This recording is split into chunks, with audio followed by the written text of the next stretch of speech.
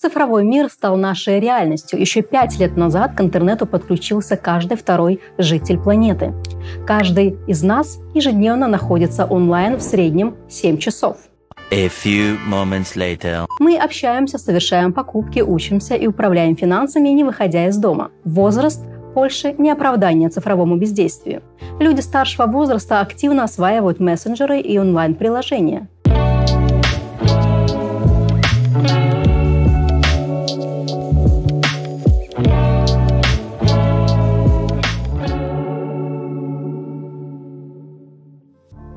Практически у всех есть собственная страничка в социальной сети, а то и не одна. У нас несколько мессенджеров, мы можем начать переписываться в одном, легко переходим во второй поговорить голосом, а завершаем общение видеозвонком в третьем.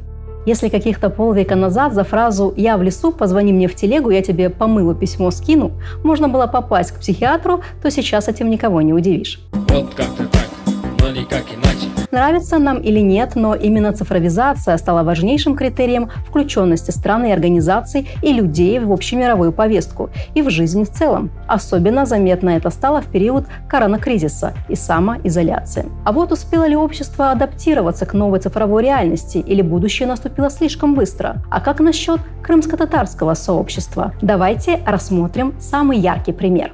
Вай! Свадьба такая была! Что может быть более традиционным и консервативным, чем свадьба? Веками устоявшиеся традиции, выверенный церемониал, четкое распределение ролей, но это только на первый взгляд. Невероятно, но факт. Именно крымско-татарские свадьбы стали в авангарде процессов цифровизации нашего сообщества.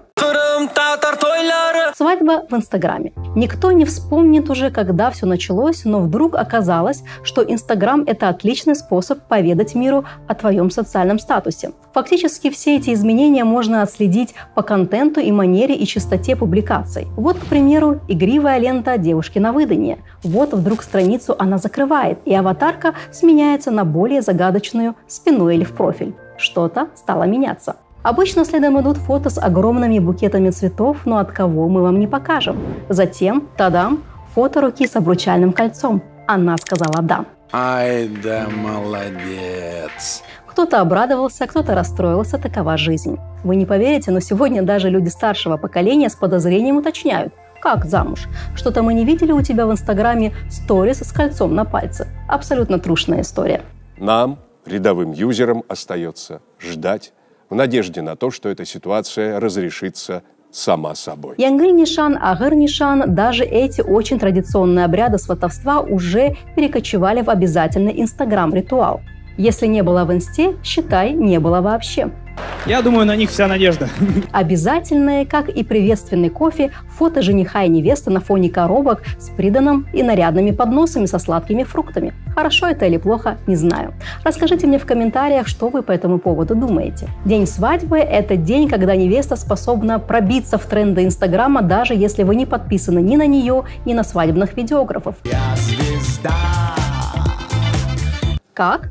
Специальные хэштеги, куча сторис, которые транслируют все друзья и подружки, популярные блогеры, ведущие свадьбы, а также все, кто участвует в организации главного праздника крымско-татарской семьи. Мейкаперы, дизайнеры, музыканты, приглашенные звезды, селебрити, ивент-агентства. По бабкам нормально, да? Так из камерного семейного события свадьбы превратились в событие ого-го почти национального масштаба. И чем статуснее молодая семья, тем громче должна прозвучать на весь крымско-татарский сегмент социальных сетей – это свадьба.